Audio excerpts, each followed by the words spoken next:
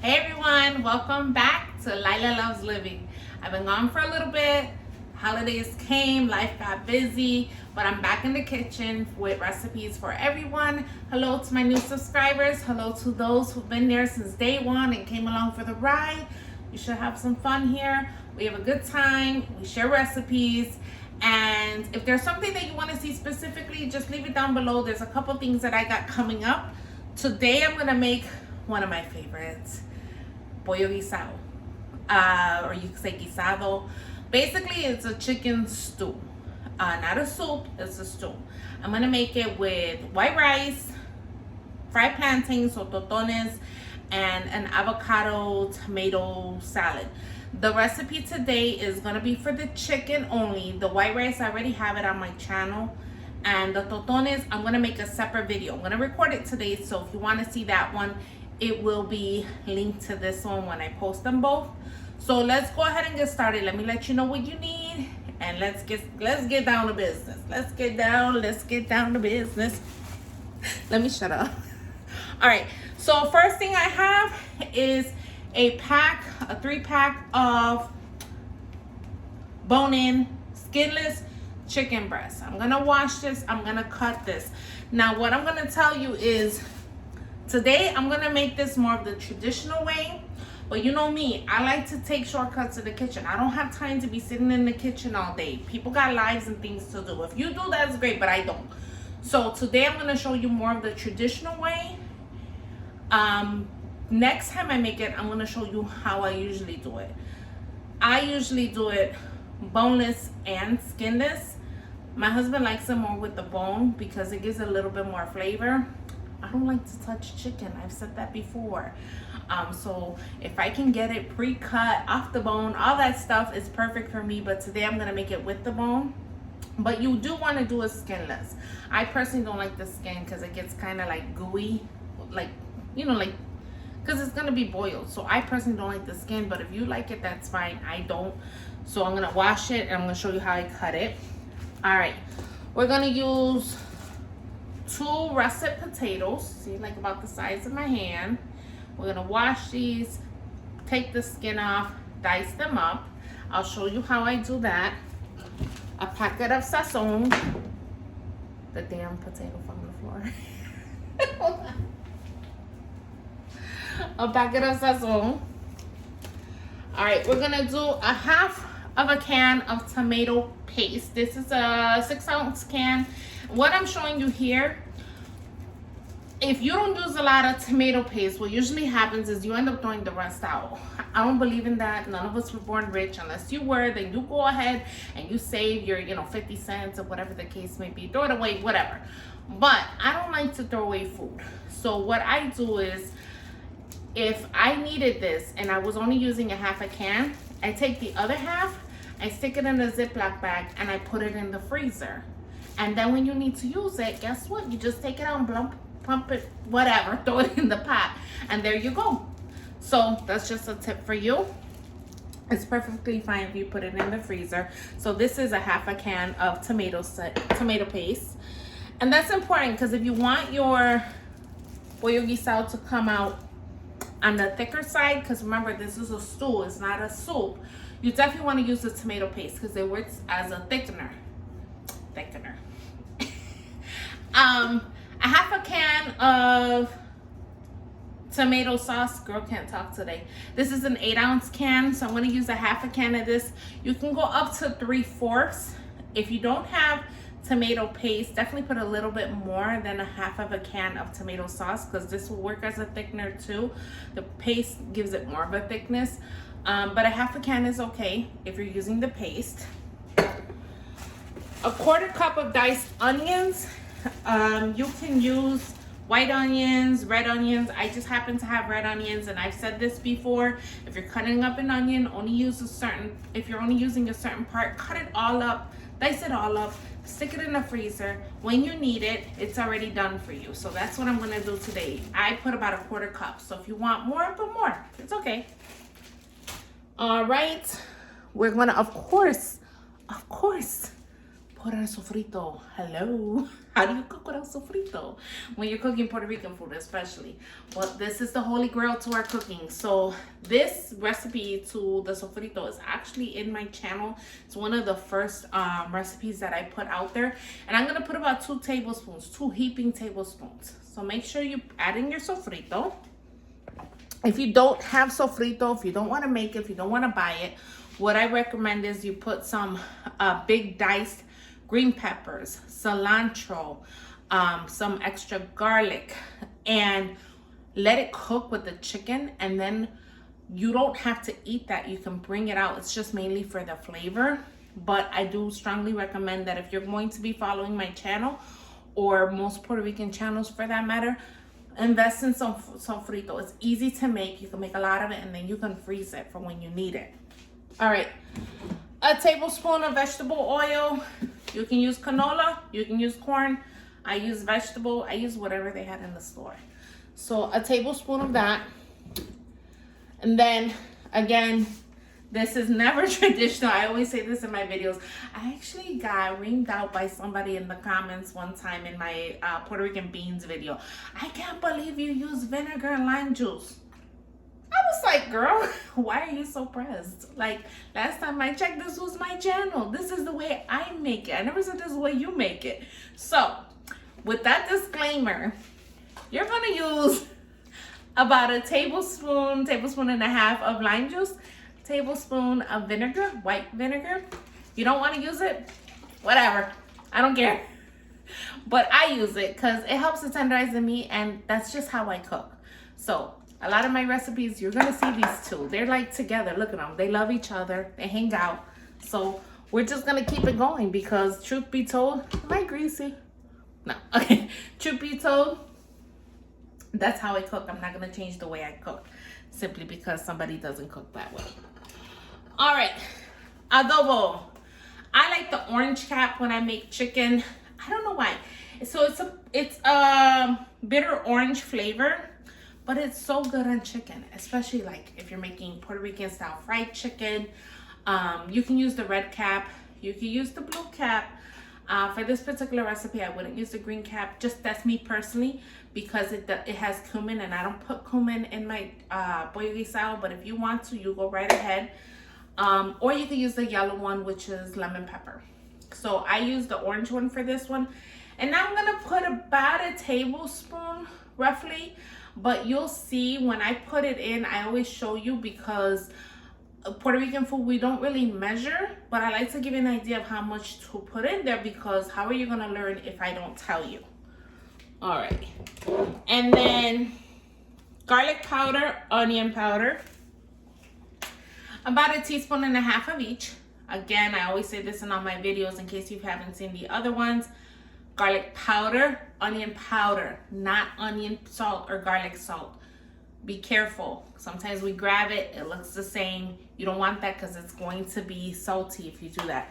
And just watch what I do when I put it in so you can see exactly. Black pepper, just regular black pepper is fine.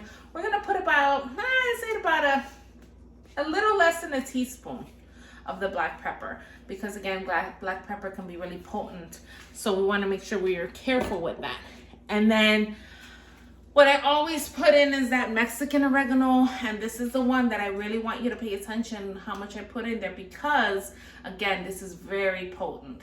So we're gonna do about 1.5 teaspoons of this, maybe a little bit more, but I'm gonna show you right in my hand before I throw it in. Because again, this stuff is really potent. If you're gonna use whole oregano, that's okay. Make sure you grind it up in your hand first before you throw it in there. And this one is a little bit stronger, well, a lot stronger, honestly. And I like the flavor of this one better, so it's totally up to you on what you decide to use. But I'm gonna use this one today, and I use it in all my cooking. And then we're gonna put water, and I'm gonna show you what I put the water. The water you want to put enough to. For the chicken to chill in there, but not to drown.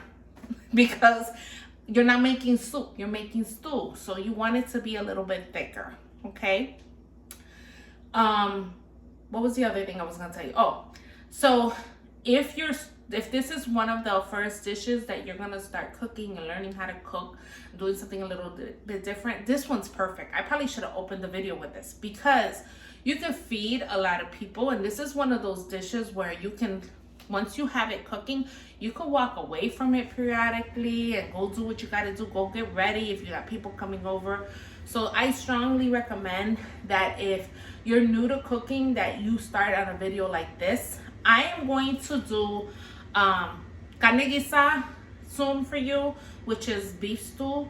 And I'm doing a giveaway with that one. I was supposed to post. Who am I? I can't talk. I was supposed to do that video first, but I decided to do this one just because it's easier. I'm also going to be opening up an Instagram specifically to go with my YouTube. And so that people, because I always get comments, oh, I made your dish, I made this, and I want to see this. It kind of it motivates me to put more videos out there, just because I know that somebody's watching. I mean, obviously I have, you know, a nice handful of subscribers, and I appreciate all of you, but the reason I made this video is for two reasons. One, so that, or should I say that I made this channel, is one, so that I have a virtual cookbook to leave for my daughter and my niece and my nephew, and two, because I want to share these recipes. I love to talk, can you tell? But also I want to be able to share what I've learned in my kitchen with you. And when people tell me that they've made these videos, I'm like, oh my God, that's so cool. Like, it's just having these friends virtually from far, from near, and I enjoy it. So keep watching, we're about to get started. Okay, so the first thing I'm gonna do is I've washed and peeled my potatoes, obviously. Now I'm gonna cut them. I'm gonna show you how, like what size I usually do them. And I know a lot of us may know how to do this, but if you don't, well then at least I'm showing those who don't. Not everybody knows how to cut a potato, and that's okay. So I just cut them in half like this. Then I'm gonna cut them in three. And the most important thing is you want to cut your potatoes all the same size so that they cook evenly. You see? Around all the same size. You see? So let's keep going here.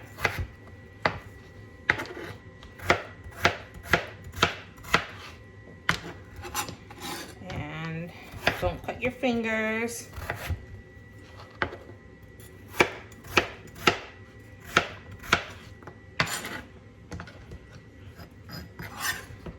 There you go. Now we're gonna dump all of our stuff besides the chicken. I still have to wash my chicken and cut my chicken, but I'm gonna show you how I do that in a minute. So here's our potatoes. I'm gonna cut this one a little bit smaller because most of these are smaller. Okay, so there's our potatoes. Right into the pot they go. The order that you put this in, it doesn't matter, as long as you get it all in there. So I'm gonna bring my pot over here just so you guys can see what I'm doing, because I'm not gonna turn the fire on it until everything's in there anyway. Okay, so about a tablespoon of oil. Okay.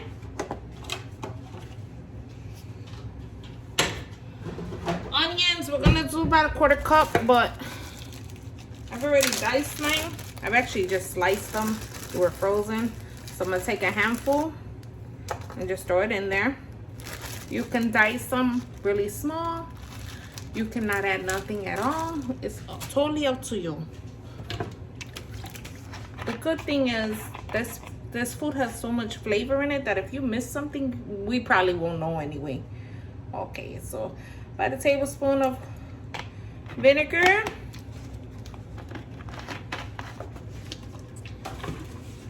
Tablespoon of lime juice. And whoever made the comment before that they were pressed because of the lime juice, girl, I know you're losing your mind right now. I'm sorry. It's okay. So about a tablespoon of lime juice. Okay. All right, the bowl. So I'm gonna go 1, 2. And trust me, that's about a tablespoonful. I just know from years of cooking what that's like. About 1 for the garlic powder. About a teaspoon and a half. About a full tablespoon of adobo. Onion powder, we're just gonna go 1 time. Black pepper, same thing. If you notice, there's no salt in here. Well, black pepper is a little bit less, so we're gonna do about a little less than a teaspoon of the black pepper. Again, a half a can of your tomato paste. Look at this, it looks like a hot ass mess, but trust and believe, it's gonna be delicious. And a packet of sazon right in there. Who would have thought that that would make something good?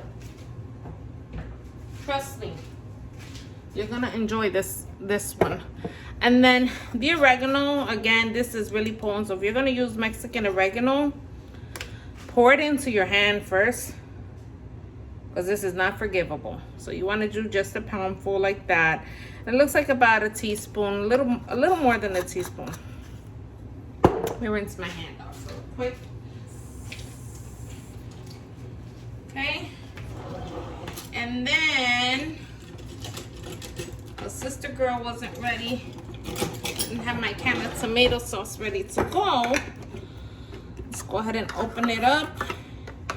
And we're going to do a half a can of this tomato sauce. If you want to put a little bit more, if you didn't put no tomato paste, you can add more, that's okay. So we're going to do about a half a can of tomato sauce. Okay. And then we're going to use, if I say we're going to use one more time, I notice how many times I say it. Look at that. Oh, beautiful. I'm telling you. And it smells so good. This is gonna add your garlic, your onion, your cilantro, your culantro, your peppers. It's all in there. So I'm gonna do 2 heaping tablespoonfuls. My mom will have a heart attack. You watch my videos, you know what I'm talking about. She hated when I banged down her pots. So mom, rest in heaven. I know you're having a heart attack. I'm sorry. So I'm gonna put this to the side, and then we're gonna work on the chicken. So here is my chicken. I've washed it, patted it dry. As far as washing the chicken, what you want to do is you can put it in water, let it sit in water with vinegar and lemon juice or lime juice, and then just rinse it out. And this is what you're gonna come up with. So what I want to do is all these little extra pieces of fat that are just hanging, I'm just gonna cut it off.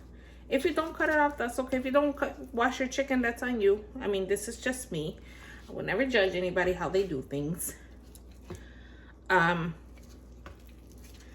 we're not gonna put these chicken breasts in there whole because they're gonna take longer to cook. And sister don't got time for that because I want to eat. So this is a fairly easy dish and it doesn't take long to cook. But if you leave these chicken breasts like this, it will take longer to cook. Okay, so what I'm gonna do, let me move this so I have more room, is they cut this chicken pretty good.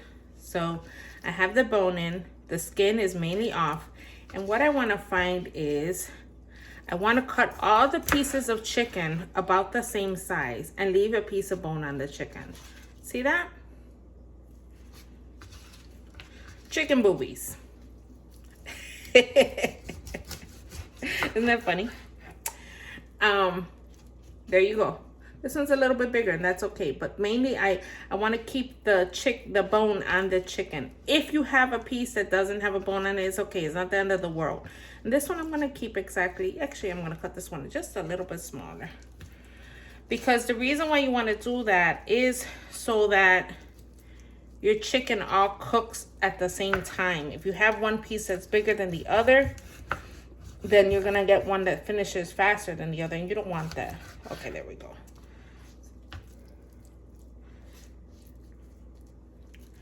And it's okay if it breaks apart. The main thing is that that it cooks with the bone, because the bone is gonna give it so much more flavor. So Get all your aggressions out. Like, girl, what did you say to me? And these can be a little bit bigger as long as they're the same. You see? They don't have to be all exactly the same, but definitely don't throw something in there like this, because this is going to take longer to cook than that, and you don't want that. And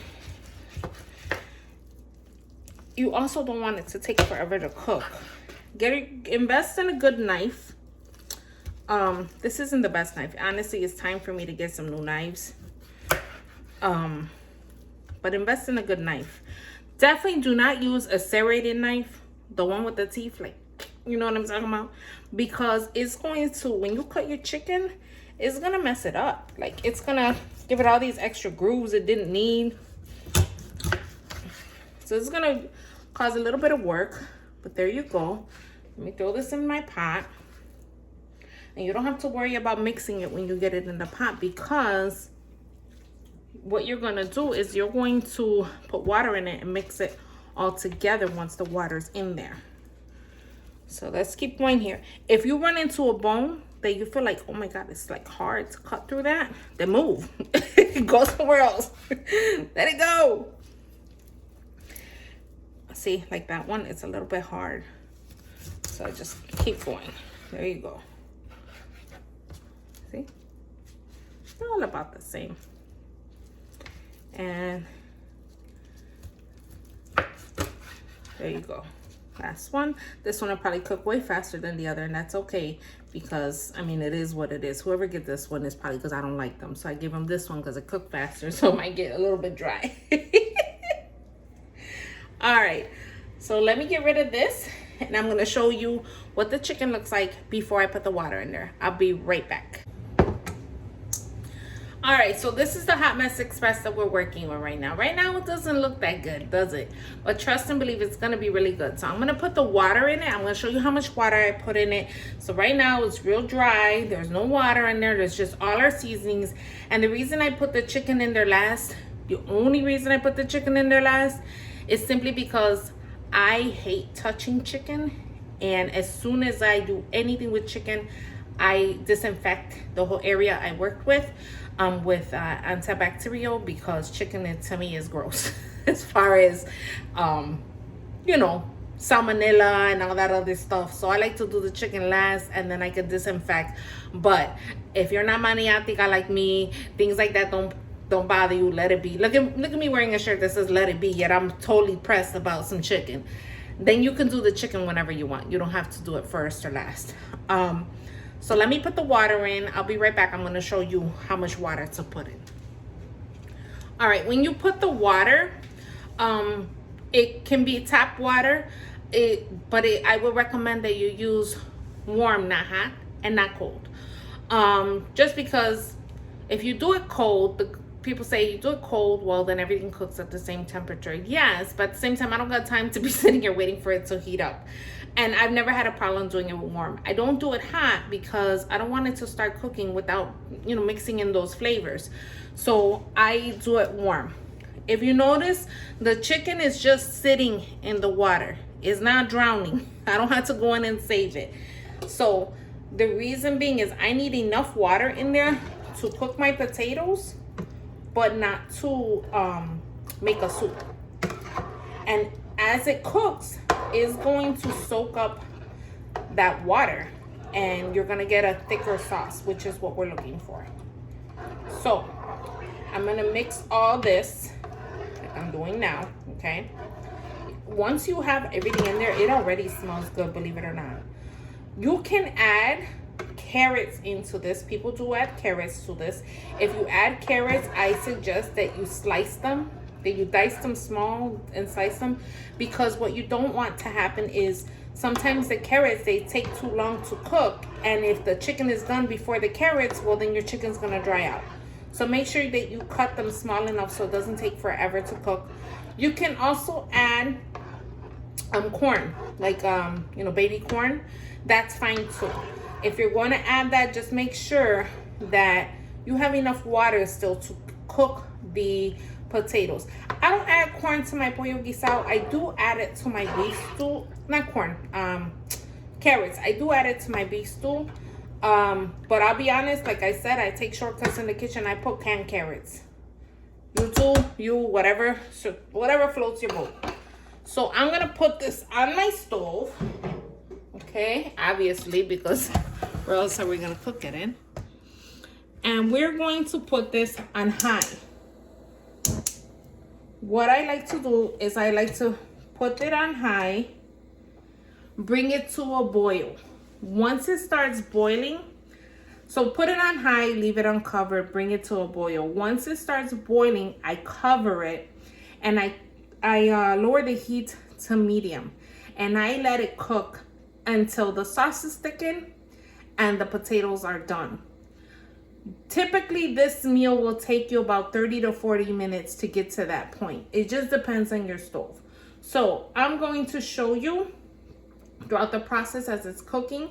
Right now, we just got it started, so I'll be back once everything's ready to lower the heat, and so you can see where I'm at with that. Okay. So my pollo guisado has come to a boil. It smells really good. Obviously it's not done.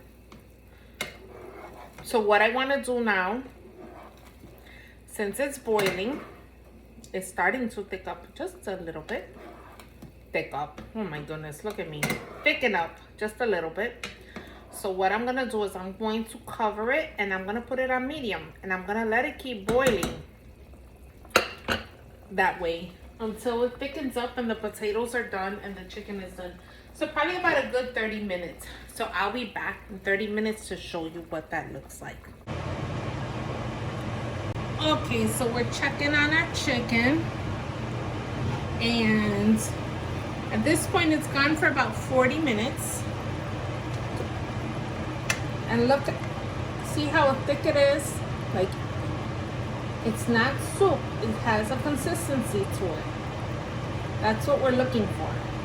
So I'm gonna take a potato out, and I want my spoon to go right through it. If you feel some resistance when you're putting your spoon through it, it's not done yet. It needs about 5-10 minutes more and it'll be all set. So the 5 to 10 minutes, what it's gonna do is gonna finish cooking those potatoes. Potatoes are just about done, and it's gonna thicken the sauce just a little bit more. And look at my chicken, look how good that looks. It's really good, it smells delicious in here. See that? All right, so I'm gonna let it go for another 5 to 10 minutes. I'm gonna check it in 5 minutes, and if it's done, well, then we're all set. So go ahead and cover that, and we'll be right back. All right, so let's check the chicken. Don't look at my nails. I was messing with it while the food was cooking. All right, look how nice and thick the broth is. If you want it thicker, add a little bit more tomato paste. For me, this is perfect. Okay, see how the chicken is just sitting in the broth? All right, potatoes, let's check it. Perfect, look how soft. And let me take a piece of chicken out of here, just so you can see how easy it's gonna come apart. Look at that, nice and tender. You can make this with thighs or legs. The only thing is, I wouldn't make it with chicken wings because of the skin. It's hard to get off the wing, but with the thighs and the legs, you can make it with that. The only thing is with the chicken legs, the chicken will fall right off the bone, so you'll basically have a bunch of chicken leg bones and then the chicken separated from it. So I'm gonna go ahead and turn this off, and I will be back when I show you how I plate it off. All right, so here's my dish. I have my pollo guisado here. You see the potatoes, the chicken. I paired it with a salad with avocado, cucumbers, onions, tomatoes, white rice, and plantains, totones, so fried plantains with the garlic sauce. If you want to learn how to make this, the recipe is going to be either linked down below or right before this one. I'm going to edit them both at the same time. Let's go ahead and try this. I already know what it tastes like because Sister Girl's been making this for like 20 years already. All right, let's see. Let's see if I still got it. I always got it. Oh my God, I'm looking this way and the camera's over here. Oh well, it's really hot.